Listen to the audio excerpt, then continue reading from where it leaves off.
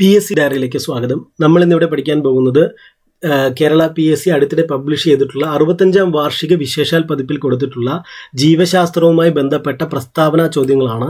അപ്പോൾ ഇത് സെറ്റ് 14ാമത്തെ സെറ്റാണ് നമ്മൾ വർക്കൗട്ട് ചെയ്യുന്നത്. ഇതിൻ്റെ 13 സെറ്റ് ഓൾറെഡി നമ്മൾ പഠിച്ചു കഴിഞ്ഞു. അതിൻ്റെ പ്ലേലിസ്റ്റ് ക്രിയേറ്റ് ചെയ്തിട്ടുണ്ട്, അത് കാണാൻ ശ്രമിക്കുക. ഓരോ വിഷയവും അതുമായി ബന്ധപ്പെട്ട സെറ്റ് ക്വസ്റ്റ്യൻസ് ആണ് ചെയ്യുന്നത്. ഇപ്പോൾ നമ്മൾ ജീവശാസ്ത്രത്തിൻ്റെ ആദ്യത്തെ നമ്മളൊരു 9 ക്വസ്റ്റ്യൻസ്, ആദ്യത്തെ ഒരു 11 ക്വസ്റ്റ്യൻസ് നമ്മൾ വർക്കൗട്ട് ചെയ്തു അല്ലേ. ഇനി ബാക്കിയാണ് നമ്മൾ നോക്കുന്നത്. അപ്പോൾ അതുപോലെ ഓരോ ടോപ്പിക്കിൻ്റെയും പ്ലേലിസ്റ്റ് ക്രിയേറ്റ് ചെയ്തിട്ടുണ്ട്. ആ ടോപ്പിക്ക് കണ്ടതിന് ശേഷം നിങ്ങൾ അതേ ക്ലാസ് പ്രസ്താവന ചോദ്യങ്ങളാണ് കാണാൻ ശ്രമിക്കുന്നതെങ്കിൽ നിങ്ങൾക്ക് കുറെ കൂടെ എളുപ്പമായിരിക്കും.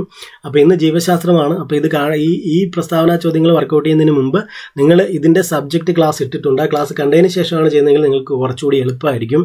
അപ്പോൾ ആദ്യത്തെ 10 പ്രസ്താവന ചോദ്യങ്ങൾ എങ്ങനെയാണ്, 10 സെറ്റ് നമ്മൾ എങ്ങനെയാണ് ഈ പ്രസ്താവന ചോദ്യങ്ങളെ അപ്രോച്ച് ചെയ്യേണ്ടത് എന്നാണ് ഞാൻ പഠിപ്പിച്ചു തന്നിരുന്നത്. അതിനുശേഷം 12 തൊട്ട് നിങ്ങളാണ് ഈ ക്ലാസ് കണ്ടുകൊണ്ട് ഇത് വർക്കൗട്ട് ചെയ്യുന്നത്. ആ രീതിയിലേക്കാണ് അപ്പം പോകുന്നത്. അപ്പോൾ നിങ്ങൾ ഈ ഞാൻ ക്ലാസ്സിൽ പറഞ്ഞു വരുന്നു, നിങ്ങൾ ക്ലാസ് കാണുന്നു, അനുസരിച്ച് നിങ്ങളുടെ ശരി തെറ്റെന്ന് തോന്നുന്നു നിങ്ങൾ രേഖപ്പെടുത്തുന്നു. എന്നിട്ട് നിങ്ങൾ ആ മാർക്ക് ഇവിടെ എൻ്റർ ചെയ്യേണ്ടതാണ് അല്ലേ. നിങ്ങൾക്ക് എത്ര മാർക്ക് കിട്ടിയെന്നുള്ളത് നിങ്ങൾ കമൻറ്റ് ചെയ്തറിയിക്കുക. എല്ലാവരും നിർബന്ധമായിട്ടും കമൻറ്റ് ചെയ്തറിയിക്കുക. അപ്പോൾ അങ്ങനെയാണ് നമ്മൾ പഠിച്ചു പോകുന്നത്. അപ്പോൾ ഇന്നലെ നമ്മൾ പഠിച്ചതിൻ്റെ ബാക്കിയാണ് നമ്മൾ എടുക്കാൻ പോകുന്നത്. അപ്പം നമുക്ക് സമയം കളയാനില്ല, ക്ലാസ്സിലേക്ക് കടക്കാം. അപ്പോൾ ഇവിടെ ക്ലാസ് സ്റ്റാർട്ട് ചെയ്യുന്നത് റിപ്പബ്ലിക് ദിനാഘോഷത്തിൻ്റെ മുഖ്യ അതിഥികൾ ഓരോ വർഷത്തെയും കൊടുത്തിട്ടുണ്ട്, അത് പഠിച്ചുകൊണ്ടാണ്. അപ്പോൾ നമ്മളിവിടെ പ്രധാനപ്പെട്ട എന്ന് പറയുന്നത് 2024 തന്നെയാണ് അല്ലേ. 2024 നിങ്ങൾ നോട്ട് ചെയ്തിട്ടുണ്ടാവും, ഞാൻ പലതവണ ക്ലാസ്സിൽ പറഞ്ഞിട്ടുണ്ട്. ഇമ്മാനുവൽ മാക്രോൺ ആയിരുന്നു, ഇദ്ദേഹം ഫ്രഞ്ച് പ്രസിഡന്റാണ് അല്ലേ. 2024 റിപ്പബ്ലിക് ദിന അതിഥി നമ്മുടെ ഇമ്മാനുവൽ മാക്രോൺ ആണ്, അദ്ദേഹം ഫ്രഞ്ച് പ്രസിഡന്റാണ് അല്ലെ. കഴിഞ്ഞ വർഷം ആരാന്ന് ചോദിച്ചാൽ അത് അബ്ദുൽ ഫത്തേഹ് എൽ സിസി ആണ്, ഈജിപ്തിന്റെ പ്രസിഡന്റാണ് അദ്ദേഹം അല്ലെ. അബ്ദുൽ ഫത്തേഹ് എൽ സിസി ആണ്, ഈജിപ്തിന്റെ പ്രസിഡന്റാണ്. അപ്പോൾ ഈ ഏറ്റവും സാധ്യത ഇമ്മാനുവൽ മാക്രോൺ തന്നെയാണ്. ഇനി അതല്ലെങ്കിൽ കഴിഞ്ഞ വർഷത്തെ ചോദിക്കാം, 2022 അബ്ദുൽ ഫത്തേഹ് എൽ സിസി. ഇനി 2023 Abdel Fattah El Sisi, Egyptian president. 2022 COVID-19 കാരണം മുഖ്യാതിഥി ഇല്ലായിരുന്നു. ഇനി 2021 ബോറിസ് ജോൺസൺ ആയിരുന്നു നമ്മൾ നിശ്ചയിച്ചിരുന്നത്. പക്ഷേ അദ്ദേഹം ബ്രിട്ടീഷ് പ്രധാനമന്ത്രിയാണ് ബോറിസ് ജോൺസൺ. അദ്ദേഹം ആ സന്ദർശനം റദ്ദാക്കി. അതായത് 2021 2022 കോവിഡിൻ്റെ ഒരു ബാക്ക്ഗ്രൗണ്ടിലാണ് നടക്കുന്നത്, കോവിഡ് ഉണ്ട്. അപ്പോൾ ആ ഒരു സമയത്ത് 2022 COVID-19 കാരണം മുഖ്യാതിഥി ഇല്ലായിരുന്നു. 2021 പക്ഷേ ബോറിസ് ജോൺസൺ ബ്രിട്ടീഷ് പ്രധാനമന്ത്രിയെ നമ്മൾ പ്ലാൻ ചെയ്ത് വെച്ചിരുന്നു. പക്ഷേ സന്ദർശനം റദ്ദാക്കേണ്ടി വന്നിട്ടുണ്ട്. ഇനി 2020 അതിനു മുമ്പ് ജെയിർ ബോൾസനാറോയാണ്, അദ്ദേഹം ബ്രസീലിന്റെ പ്രസിഡന്റാണ്, ജെയിർ ബോൾസനാറോ. 2019 സിറിൽ റാമഫോസയായിരുന്നു, അദ്ദേഹം ദക്ഷിണാഫ്രിക്കയുടെ പ്രസിഡന്റായിരുന്നു, സിറിൽ റാമഫോസ. 2018 ആസിയാൻ രാഷ്ട്രത്തലവന്മാരായിരുന്നു 2018. അപ്പോൾ ഇത്രയൊക്കെ കണ്ട് നിങ്ങൾ പേടിക്കേണ്ട ആവശ്യമൊന്നുമില്ല. ഇതിൽ സാധ്യത കൂടുതൽ 2024 അത് ഫ്രഞ്ച് പ്രസിഡന്റ് ഇമ്മാനുവൽ മാക്രോൺ ആണ്. അതുപോലെ 2023 കഴിഞ്ഞ വർഷം അബ്ദുൽ ഫത്തേഹ് എൽ സിസി ആണ്, ഈജിപ്ഷ്യൻ പ്രസിഡന്റ്. അപ്പോൾ ഇത് രണ്ടിൽ ഏതെങ്കിലും ആണ് ചോദിക്കാൻ സാധ്യത. പിന്നെ 2021 22 കോവിഡ് കാരണം നടന്നിട്ടില്ല. അതിൽ 21 ബോറിസ് ജോൺസൺ ബ്രിട്ടീഷ് പ്രധാനമന്ത്രി പ്ലാൻ ചെയ്തിരുന്നു, പക്ഷേ സന്ദർശനം റദ്ദാക്കി. 2020 ജെയിർ ബോൾസനാറോ ബ്രസീൽ പ്രസിഡന്റാണ്. 2019 സിറിൽ റാമഫോസ ദക്ഷിണാഫ്രിക്കൻ പ്രസിഡന്റ്. 2018 ആസിയാൻ രാഷ്ട്രത്തലവന്മാരായിരുന്നു. അപ്പോൾ ഈ 2018 ആസിയാൻ രാഷ്ട്രത്തലവന്മാരായിരുന്നത് കൊണ്ട് തന്നെ ഒരു ഇമ്പോർട്ടൻസ് വരുന്നുണ്ട്. ഏറ്റവും കൂടുതൽ സാധ്യത 2024 അപ്പോൾ നിങ്ങളത് പേടിക്കേണ്ട കാര്യമില്ല. നമുക്ക് ആദ്യത്തെ ചോദ്യം നമുക്ക് നോക്കാം. 12ാമത്തെ ചോദ്യമാണ് നമ്മളിനി വർക്കൗട്ട് ചെയ്യാൻ പോകുന്നത്. 12ാമത്തെ ചോദ്യം. അപ്പോൾ 12ാമത്തെ ചോദ്യം ശരിയായ പ്രസ്താവനകൾ ഏതെല്ലാം എന്നാണ് ചോദിച്ചിട്ടുള്ളത്. ശരിയായ പ്രസ്താവനകൾ 12ാമത്തെ ചോദ്യം. അപ്പം ഞാൻ ആദ്യത്തെ പോയിന്റ് ഞാൻ വായിക്കും. നാവിൻ്റെ ഇരുവശത്തും മുൻഭാഗത്തായി ഉപ്പുരുചി അറിയുന്നതിനുള്ള ഗ്രാഹികളാണ് ഉള്ളത്. അപ്പോൾ ഒന്നുകൂടെ വായിക്കാം. നാവിൻ്റെ ഇരുവശത്തും മുൻഭാഗത്തായി ഉപ്പുരുചി അറിയുന്നതിനുള്ള ഗ്രാഹികളാണ് ഉള്ളത്. ഈ പ്രസ്താവന കേട്ടിട്ട് ശരിയാണോ തെറ്റാണോ എന്താണ് നിങ്ങൾക്ക് തോന്നുന്നത്, അത് നിങ്ങൾ മാർക്ക് ചെയ്ത് വെക്കുക നിങ്ങളുടെ പേപ്പറിൽ. ഓക്കെ. അപ്പോൾ 2ാമത്തെ പ്രസ്താവന പറയുന്നത് മധുരം അറിയുന്നതിനുള്ള ഗ്രാഹികൾ ഉള്ളത് നാവിൻ്റെ അറ്റത്താണ് എന്നാണ് അല്ലേ. നിങ്ങളൊന്ന് ആലോചിച്ച് നോക്കുക അല്ലേ. ഏതെങ്കിലും മധുരമുള്ള ഇപ്പോൾ ലഡു എടുത്ത് വായിലേക്ക് വെക്കുമ്പോൾ ഈ പറയുന്നത് സത്യമാണോ? മധുരം അറിയുന്നതിനുള്ള ഗ്രാഹികൾ ഉള്ളത് നാവിൻ്റെ അറ്റത്താണ്. പ്രസ്താവന ശരിയോ തെറ്റോ നിങ്ങൾ മാർക്ക് ചെയ്ത് വെക്കുക. അടുത്തത് കയ്പ് അറിയുന്നതിനുള്ള രുചി ഗ്രാഹികൾ വായ്ക്കകത്ത് നാവിൻ്റെ ഉൾവശത്താണ് ഉള്ളത്, നാവിൻ്റെ ഉൾവശത്ത്. അപ്പോൾ ഈ ഒരു പ്രസ്താവന ശരിയാണോ? ഇതൊക്കെ നമുക്ക് ആരും പറഞ്ഞു തരേണ്ട കാര്യമില്ല അല്ലെ. നമ്മൾ നിത്യവും അല്ലേ എന്തെങ്കിലുമൊക്കെ കഴിക്കുന്നതാണ്, നമുക്കറിയാം. അപ്പോൾ 4ാമത്തെ പ്രസ്താവന നോക്കുക. നാവിൻ്റെ ഇരുവശത്തും പിൻഭാഗത്തായിട്ടാണ് പുളിരുചി അറിയുന്നതിനുള്ള ഗ്രാഹികൾ ഉള്ളത്. അപ്പോൾ 4 പ്രസ്താവനകൾ അല്ലേ. 4ാമത്തെ പ്രസ്താവന ഒന്നുകൂടി പറയാം. നാവിൻ്റെ ഇരുവശത്തും പിൻഭാഗത്തായിട്ടാണ് പുളി രുചി അറിയുന്നതിനുള്ള ഗ്രാഹികൾ ഉള്ളത്. അപ്പോൾ ഈ 4 പ്രസ്താവന തന്നിട്ടുണ്ട്. ഇതിൽ ശരിയായ പ്രസ്താവന ഏതെന്നാണ് ചോദിച്ചിട്ടുള്ളത്. അപ്പോൾ നിങ്ങളിത് ഇത് കേട്ടപ്പോൾ തന്നെ നിങ്ങൾക്ക് ആൻസർ കിട്ടിയിട്ടുണ്ട് അല്ലേ. ഇനി നിങ്ങൾ വീഡിയോ പോസ് ചെയ്തുകൊണ്ട് ഇവിടുത്തെ ഓപ്ഷൻസിൽ നിങ്ങൾ കണ്ടുപിടിച്ച ആൻസർ ഈ ഓപ്ഷൻസിലുണ്ടോ എന്ന് ചെക്ക് ചെയ്യുക. ഓക്കെ, നിങ്ങളുടെ ആൻസർ കണ്ടെത്തി എന്ന് മനസ്സിലാക്കുന്നു. ഇതിൽ ശരി ഉത്തരം എന്ന് പറയുന്നത് 1, 2, 3, 4 ആണ്. അതായത് ശരിയായ പ്രസ്താവനകൾ ഈ പറയുന്ന 4 പ്രസ്താവനകളും ശരിയാണ്.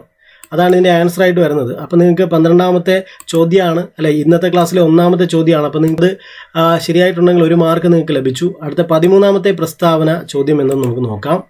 പ്രസ്താവന 1 കൊടുത്തിരിക്കുന്നത് ഹൈപ്പോഗ്ലൈസീമിയ എന്നാൽ രക്തത്തിൽ പഞ്ചസാര കൂടുന്ന അവസ്ഥയാണ്. അപ്പോൾ ഹൈപ്പോഗ്ലൈസീമിയ എന്ന് പറഞ്ഞാൽ രക്തത്തിൽ പഞ്ചസാര കൂടുന്ന അവസ്ഥയാണ് എന്നാണ് പ്രസ്താവന 1 പറയുന്നത്. അപ്പോൾ ഇത് ശരിയോ തെറ്റോ നിങ്ങൾക്ക് എന്താണ് തോന്നുന്നത് അത് നിങ്ങളുടെ കയ്യിലെ പേപ്പറിൽ മാർക്ക് ചെയ്യുക. അടുത്ത പ്രസ്താവന 2 പറയുന്നത് നോക്കുക. ലിംഫിൻ്റെ ഒഴുക്ക് കുറയുമ്പോൾ ഉണ്ടാകുന്ന അവസ്ഥയാണ് എംഫിസിമ എന്ന് പറയുന്നു. ലിംഫിൻ്റെ ഒഴുക്ക് കുറയുമ്പോൾ ഉണ്ടാകുന്ന അവസ്ഥയാണ് എംഫിസിമ. അപ്പോൾ 2ാമത്തെ പ്രസ്താവനയും പറയുന്നു. ഇത് ശരിയോ തെറ്റോ നിങ്ങളത് നോട്ട് ചെയ്ത് വെക്കുക. ശരിയോ തെറ്റോ അല്ലേ. അപ്പോൾ നിങ്ങൾക്ക് ഇതിൽ നിന്നും കിട്ടിയിട്ടുണ്ട് ഇത് ശരിയോ തെറ്റോ എന്ന്. അപ്പോൾ നിങ്ങളുടെ ആൻസർ ഈ പറയുന്ന ഓപ്ഷൻസിൽ ഏതെങ്കിലും ഉണ്ടോ എന്ന് നിങ്ങൾ നോക്കൂ പോസ് ചെയ്തിട്ട്. ഓക്കെ, നിങ്ങളത് കണ്ടുപിടിച്ചു എന്ന് മനസ്സിലാക്കുന്നു. ഇനിയിപ്പോൾ ഞാൻ അതിൻ്റെ ശരിയായിട്ടുള്ള ആൻസർ പറയാം. ഇവിടെ ഓപ്ഷൻ ഡി ആണ് ശരിയായിട്ട് വരുന്നത്. അതായത് ഈ പറയുന്ന 2 പ്രസ്താവനകളും ശരിയല്ല, 2 പ്രസ്താവനകളും തെറ്റാണ്. കാരണം ഹൈപ്പോഗ്ലൈസീമിയ എന്ന് പറഞ്ഞാൽ രക്തത്തിൽ പഞ്ചസാര കൂടുന്ന അവസ്ഥയല്ല, പഞ്ചസാര അളവ് കുറയുന്ന അവസ്ഥയാണ് ഹൈപ്പോഗ്ലൈസീമിയ എന്ന് പറയുന്നത്. ഹൈപ്പോഗ്ലൈസീമിയ എന്നാൽ രക്തത്തിൽ പഞ്ചസാര കുറയുന്ന അവസ്ഥയാണ്. അപ്പോൾ ഇവിടെ തെറ്റിച്ചു കൊടുത്തുകൊണ്ട് തന്നെ പ്രസ്താവന 1 തെറ്റാണ്. അടുത്ത 2ാമത് പറയുന്നത് ലിംഫിൻ്റെ ഒഴുക്ക് കുറയുമ്പോൾ ഉണ്ടാകുന്ന അവസ്ഥ എംഫിസിമ എന്നാണ് പറയുന്നത്. എംഫിസിമ അല്ല, പകരം ലിംഫഡിമ എന്നാണ്. ലിംഫഡിമ എഴുതാൻ ഇച്ചിരി പ്രയാസമാണ്.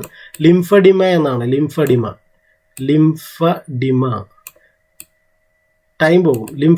ലിംഫഡിമ എന്നാണ് അതിനെ പറയുന്നത് കേട്ടോ, ലിംഫഡിമ. അപ്പോൾ ഈ പറയുന്ന 2 പ്രസ്താവനകൾ ശരിയാണ്. അപ്പോൾ 13ാമത്തെ ചോദ്യം, അതായത് ഇന്നത്തെ 2ാമത്തെ ചോദ്യം ശരിയായിട്ടുള്ളവർക്ക് അല്ലെ 2 പ്രസ്താവനകളും തെറ്റാണ്. അപ്പോൾ 2 മാർക്ക് ലഭിച്ചിട്ടുണ്ട്. അടുത്ത 14ാമത്തെ ചോദ്യം നോക്കാം. ഇവിടെ ശരിയായ ജോഡികളാണ് ചോദിക്കുന്നത്, ശരിയായ ജോഡികൾ.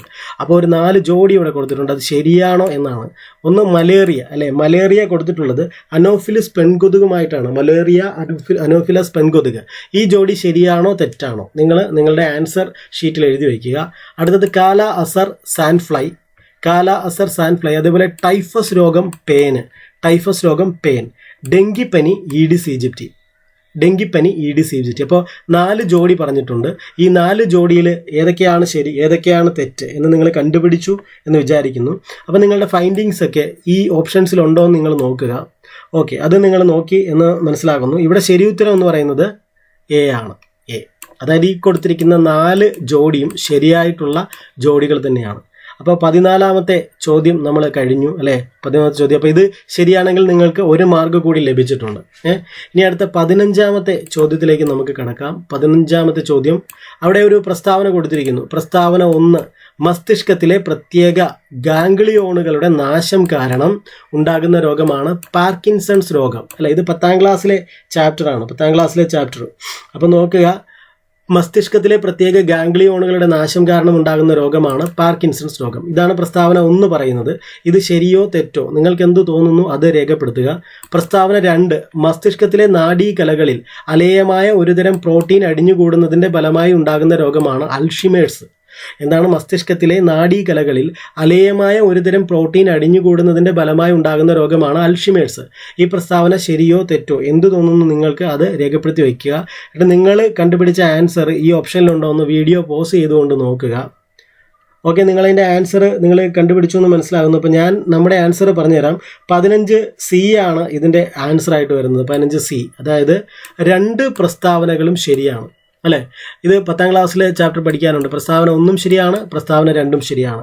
അപ്പോൾ ഈ ഒരു ക്വസ്റ്റ്യൻ ശരിയാക്കിയവർക്ക് 1 മാർക്ക് കൂടി കിട്ടുകയാണ്. അപ്പോൾ നിങ്ങൾ മാർക്ക് കുറഞ്ഞാലും കൂടിയാലും തീർച്ചയായിട്ടും നിങ്ങൾ കമൻറ്റ് ബോക്സിൽ കമൻറ്റ് ചെയ്ത് അറിയിക്കണം കേട്ടോ. അത് എനിക്കും നിങ്ങൾക്കും നല്ലതാണ്. നിങ്ങളുടെ ഇമ്പ്രൂവ്മെൻറ്റും അറിയാൻ പറ്റും. അടുത്ത 16ാമത്തെ ചോദ്യമാണ്. താഴെ കൊടുത്തിരിക്കുന്നവയിൽ കരളിനെ സംബന്ധിച്ച ശരിയായ പ്രസ്താവനകൾ ഏതെല്ലാം? 2 പ്രസ്താവന നോക്കാം. അതിൽ 1ാമത്തെ പ്രസ്താവന മനുഷ്യ ശരീരത്തിലെ ഏറ്റവും വലിയ ആന്തരാവയവമാണ് കരൾ എന്ന് പറയുന്നു.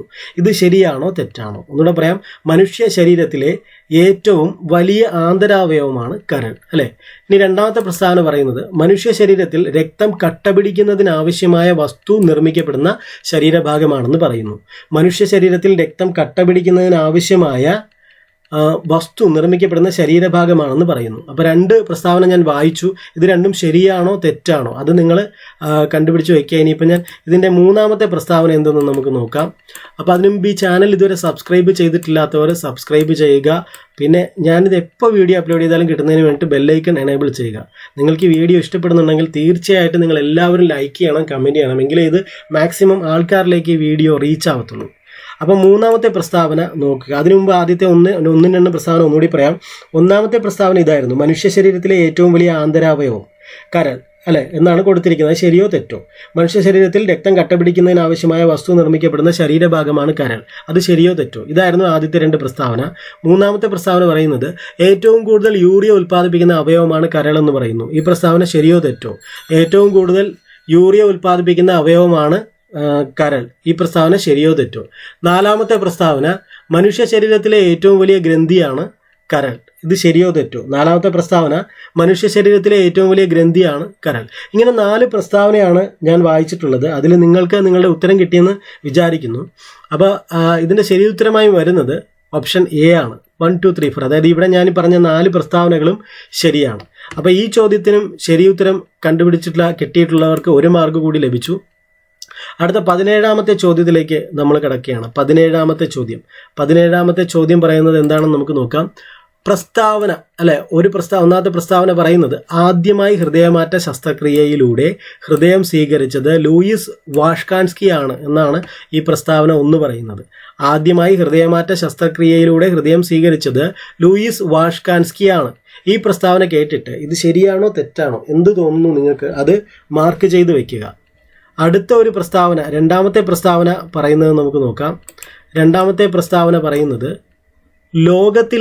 രണ്ടാമത്തെ പ്രസ്താവനയാണ്. ലോകത്തിലെ ആദ്യത്തെ ഹൃദയമാറ്റ ശസ്ത്രക്രിയയിൽ ദാതാവ് ഡെനിസ് ആൻഡ് ഡാർവൽ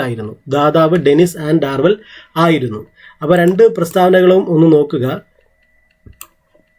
പ്രസ്താവന 1 പറയുന്നത് ആദ്യമായി ഹൃദയമാറ്റ ശസ്ത്രക്രിയയിലൂടെ ഹൃദയം സ്വീകരിച്ചത് ലൂയിസ് വാഷ്കാൻസ്കി ആണ്. അപ്പോൾ ഇത് നിങ്ങൾ എന്താ തെറ്റോ ശരിയോ അത് നിങ്ങൾ അടയാളപ്പെടുത്തുക. രണ്ടാമത്തെ പ്രസ്താവന പറയുന്നത് ലോകത്തിലെ ആദ്യത്തെ ഹൃദയമാറ്റ ശസ്ത്രക്രിയയിൽ ദാതാവ് ഡെന്നിസ് ആൻഡ് ഡാർവൽ ആയിരുന്നു. ഓക്കെ, അപ്പോൾ നിങ്ങൾക്ക് നിങ്ങളുടെ ആൻസർ കിട്ടിയെന്ന് വിചാരിക്കുന്നു. ഓക്കെ, ഇനി നിങ്ങളുടെ ആൻസർ ഈ കൊടുത്തിരിക്കുന്ന ഓപ്ഷൻസിൽ ഉണ്ടോ എന്ന് നിങ്ങൾ വീഡിയോ പോസ് ചെയ്തുകൊണ്ട് നോക്കുക. ഓക്കെ, നിങ്ങൾ കണ്ടുപിടിച്ച ആൻസർ ഇതിനകത്തുണ്ടോ?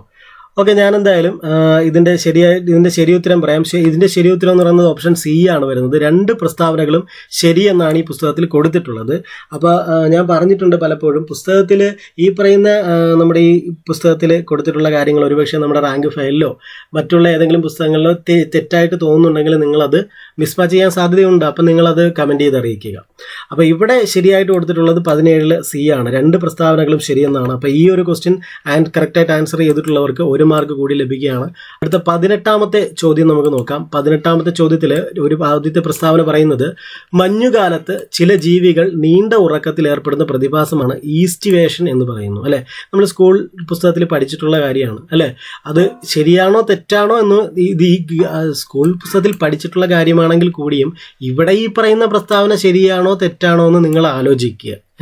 പ്രസ്താവന 1 മഞ്ഞുകാലത്ത് ചില ജീവികൾ നീണ്ട ഉറക്കത്തിൽ ഏർപ്പെടുന്ന പ്രതിഭാസമാണ് ഈസ്റ്റിവേഷൻ എന്ന് പറയുന്നതെന്നാണ് ഈ പ്രസ്താവനയിൽ പറയുന്നത്. ഇത് ശരിയാണോ തെറ്റാണോ എന്ന് നിങ്ങൾ ആലോചിച്ച് മാർക്ക് ചെയ്യുക. പ്രസ്താവന 2 ഒരു വിശാലമായ ഭൂപ്രദേശത്തുള്ള സസ്യങ്ങളുടെയും ജന്തുക്കളുടെയും സമൂഹമാണ് ബയോം എന്നറിയപ്പെടുന്നത്. ഈ പ്രസ്താവനയും ശരിയോ തെറ്റോ എന്ന് മാർക്ക് ചെയ്യുക. ഒരു വിശാലമായ ഭൂപ്രദേശത്തുള്ള സസ്യങ്ങളുടെയും ജന്തുക്കളുടെയും സമൂഹമാണ് ബയോം എന്നറിയപ്പെടുന്നത്. അങ്ങനെ 2 പ്രസ്താവന വായിച്ചിട്ടുണ്ട്. ഈ 2 പ്രസ്താവനയും ശരിയോ തെറ്റോ എന്ന് നിങ്ങൾ രേഖപ്പെടുത്തുക. നിങ്ങളുടെ ആൻസർ, നിങ്ങൾ കണ്ടുപിടിച്ച ആൻസർ ഈ പറയുന്ന ഓപ്ഷൻസിൽ ഏതെങ്കിലും ഉണ്ടോ എന്ന് വീഡിയോ പോസ് ചെയ്തുകൊണ്ട് നോക്കുക. ഇനി ഞാൻ ഇതിൻ്റെ ശരിയുത്തരം പറയാം. ഈ 18ാമത്തെ ചോദ്യത്തിൻ്റെ ശരിയുത്തരം എന്ന് പറയുന്നത് ബി ആണ്. പ്രസ്താവന 2 ശരിയാണ്, 1 തെറ്റാണ്. അല്ലേ? അപ്പോൾ പ്രസ്താവന 2 ശരിയാണ്. 1 എന്തുകൊണ്ട് തെറ്റിയെന്ന് പറഞ്ഞാൽ ഈ ഈസ്റ്റിവേഷൻ തന്നെയാണ്. ആ ടേം ഈസ്റ്റിവേഷൻ എന്നല്ല പറയുന്നത്. മഞ്ഞുകാലത്ത് ചില ജീവികൾ നീണ്ട ഉറക്കത്തിൽ ഏർപ്പെടുന്ന പ്രതിഭാസമാണ് ഹൈബർനേഷൻ എന്നാണ്. ഹൈബർനേഷൻ അല്ലെ ഹൈബർനേഷൻ എന്നാണ് HYBER അല്ലെ ഹൈബർനേഷൻ NATION അങ്ങനെയാണ് ഹൈബർനേഷൻ എന്നാണ് അറിയപ്പെടുന്നത്. അപ്പോൾ ഈ ഹൈബർനേഷനെ കുറിച്ച് നമ്മൾ സ്കൂൾ പുസ്തകത്തിൽ പഠിച്ചിട്ടുള്ളതാണ്. അപ്പോൾ 18ാമത്തെ ചോദ്യത്തിൻ്റെ ഉത്തരവും ശരിയാക്കിയിട്ടുള്ളവർക്ക് 1 മാർക്ക് കൂടി ലഭിക്കുകയാണ്. അടുത്ത 19ാമത്തെ ചോദ്യമാണ്. നമ്മളിവിടെ അപ്ലോഡ് ചെയ്യുന്ന എല്ലാ വീഡിയോകളുടെയും പരീക്ഷ ടെലഗ്രാം ചാനലിലും വാട്സപ്പിലും നടക്കുന്നുണ്ട്. ഡിസ്ക്രിപ്ഷൻ ബോക്സിൽ ഡീറ്റെയിൽസ് കൊടുത്തിട്ടുണ്ട്, അതുവഴി ജോയിൻ ചെയ്യുക. തെറ്റായ ജോഡിയാണ് ഇതിൽ ചോദിക്കുന്നത് അല്ലേ. ഇവിടെ 4 ജോഡി കൊടുത്തിട്ടുണ്ട്, അതിൽ തെറ്റ് ഏതെന്ന് കണ്ടുപിടിക്കാനാണ് പറഞ്ഞിട്ടുള്ളത്. അതിലാദ്യത്തെ ഓപ്ഷൻ ഏതെന്ന് നോക്കുക. വെസ്റ്റേൺ ബ്ലോട്ട് ടെസ്റ്റ് ക്യാൻസറുമായി ബന്ധപ്പെട്ടാണ് വരുന്നത് എന്നാണ് ആദ്യത്തെ ജോഡി പറയുന്നത്. Western blot test cancer, Schick test diphtheria, മൂന്നാമത്തേത് ടൈൻ ടെസ്റ്റ് ക്ഷയം, പാപ്സ്മിയർ ടെസ്റ്റ് ഗർഭാശയ ക്യാൻസർ. അപ്പോൾ നിങ്ങൾ സ്ഥിരമായിട്ട് പഠിക്കുന്നവർക്ക് ഇത് എവിടെയാണ് തെറ്റിയെന്ന് ആദ്യം തന്നെ മനസ്സിലായിട്ടുണ്ടാവും അല്ലേ. അപ്പോൾ 19 ഏതാണ് ശരി ഏതാണ് തെറ്റ് എന്ന് നിങ്ങൾ കണ്ടുപിടിക്കുക. അപ്പോൾ നിങ്ങളുടെ ഉത്തരം കണ്ടുപിടിച്ചെന്ന് വിചാരിക്കുന്നു. ഇതിൽ തെറ്റിപ്പോയത് ആദ്യത്തേത് തന്നെയാണ് അല്ലേ. വെസ്റ്റേൺ ബ്ലോട്ട് ടെസ്റ്റ് എന്ന് പറയുന്നത് ശരിക്കും എന്തുമായിട്ട് ബന്ധപ്പെട്ട് വരുന്നതാണ്? വെസ്റ്റേൺ ബ്ലോട്ട് ടെസ്റ്റ് എയ്ഡ്സുമായിട്ട് ബന്ധപ്പെട്ട് വരുന്നതാണ്, ക്യാൻസർ അല്ല അല്ലേ. അപ്പോൾ ആദ്യം തെറ്റിപ്പോയത് അത് തന്നെയാണ് അല്ലേ, എയ്ഡ്സ്. ഈ വെസ്റ്റേൺ ബ്ലോട്ട് എയ്ഡ്സുമായിട്ട് ബന്ധപ്പെട്ട് വരുന്ന ടെസ്റ്റാണ്. ബാക്കിയൊക്കെ ശരിയാണ്, സിയും ഡിയും ബിയും ഒക്കെ ശരിയാണ്. അപ്പോൾ അടുത്ത 20ാമത്തെ ക്വസ്റ്റ്യൻ ആണ് നമ്മൾ നോക്കാൻ പോകുന്നത്. ലാസ്റ്റ് ക്വസ്റ്റ്യൻ ആണ്. അപ്പോൾ ലാസ്റ്റ് ക്വസ്റ്റ്യൻ നമുക്ക് നോക്കാം. താഴെ തന്നിരിക്കുന്ന പ്രസ്താവനകളിൽ ശരി ഉത്തരം തിരഞ്ഞെടുക്കുക. ഒന്ന് പറയുന്നത് ക്രമഭംഗത്തിൽ മാതൃകോശം വിഭജിച്ച് 2 പുത്രികാകോശങ്ങൾ രൂപപ്പെടുന്നു. ഇത് 10ാം ക്ലാസ്സിൽ പഠിക്കാനുണ്ട്. അപ്പോൾ ക്രമഭംഗത്തിൽ മാതൃകോശം വിഭജിച്ച് 2 പുത്രികാകോശങ്ങൾ രൂപപ്പെടുന്നു. ഈ ക്രമഭംഗം എന്ന് പറയുന്നത് മൈറ്റോസിസ് ആണ്. ഇനി അടുത്തത് 2ാമത്തെ പ്രസ്താവന, ക്രമഭംഗം ശരീരകോശങ്ങളിൽ വെച്ച് നടക്കുന്നു. അതായത് മൈറ്റോസിസ്, ക്രമഭംഗം ശരീരകോശങ്ങളിൽ വെച്ച് നടക്കുന്നു. ഇനി 3ാമത്തെ പ്രസ്താവന പറയുന്നത് ഊനഭംഗത്തിൽ മാതൃകോശം വിഭജിച്ച് 4 പുത്രികാകോശങ്ങൾ രൂപപ്പെടുന്നു. ഊനഭംഗം മിയോസിസ്, ഊനഭംഗത്തിൽ മാതൃകോശം വിഭജിച്ച് 4 പുത്രികാകോശങ്ങൾ രൂപപ്പെടുന്നു. അടുത്ത 4ാമത്തെ പ്രസ്താവന ഊനഭംഗം ബീജകോശങ്ങളിൽ നടക്കുന്നു. 4ാമത്തെ പ്രസ്താവനയാണ് ഊനഭംഗം ബീജകോശങ്ങളിൽ നടക്കുന്നു. ഇങ്ങനെ 4 പ്രസ്താവന പറഞ്ഞിട്ടുണ്ട്. ഇത് പഠിച്ചിട്ടുള്ളവർക്ക് ആൻസർ കിട്ടിയിട്ടുണ്ടാവും അല്ലേ. അപ്പോൾ നിങ്ങളുടെ ആൻസർ ഈ കൊടുത്തിരിക്കുന്ന ഓപ്ഷൻസിലുണ്ടോ എന്ന് നിങ്ങൾ നോക്കുക. ഓക്കെ, നിങ്ങൾ നോക്കിയെന്ന് വിചാരിക്കുന്നു. ഇതിൻ്റെ 20ാമത്തെ ശരി ഉത്തരം എന്ന് പറയുന്നത് എ ആണ്. അതായത് ഈ പറയുന്ന 4 കാര്യങ്ങളും 4 പ്രസ്താവനയും ശരിയാണ്. അതാണ് ഇവിടെ ശരിയായിട്ട് വരുന്നത്. അപ്പോൾ 20ാമത്തെ ക്വസ്റ്റ്യൻ നമ്മൾ കഴിഞ്ഞിരിക്കുകയാണ്. അപ്പം നമ്മൾ ഇത്ര നാൾ കൊണ്ട് നമ്മൾ 14 സെറ്റ് ക്വസ്റ്റ്യൻസ് നമ്മൾ വർക്കൗട്ട് ചെയ്തു. ഇതിൻ്റെ റിവിഷൻ എക്സാമുകൾ നമ്മുടെ ടെലഗ്രാം ചാനലിൽ നടക്കുന്നുണ്ട്, അതിലൊക്കെ പങ്കെടുക്കുക. ഇനി ഒന്നുകൂടെ നമുക്ക് ഇത് റിവൈസ് ചെയ്യേണ്ടി വരും. അപ്പോൾ അത് ടെലഗ്രാമിലേക്ക് വന്നാൽ അറ്റൻഡ് ചെയ്യാവുന്നതാണ്. അപ്പോൾ നിങ്ങൾ ഈ ചാനൽ പരമാവധി സപ്പോർട്ട് ചെയ്യുക. സപ്പോർട്ട് ചെയ്യേണ്ടത് ലൈക്കും കമൻറ്റും ചെയ്യുക. മാക്സിമം മുഴുവനും കാണാൻ ശ്രമിക്കുക. അപ്പോൾ താങ്ക് യു.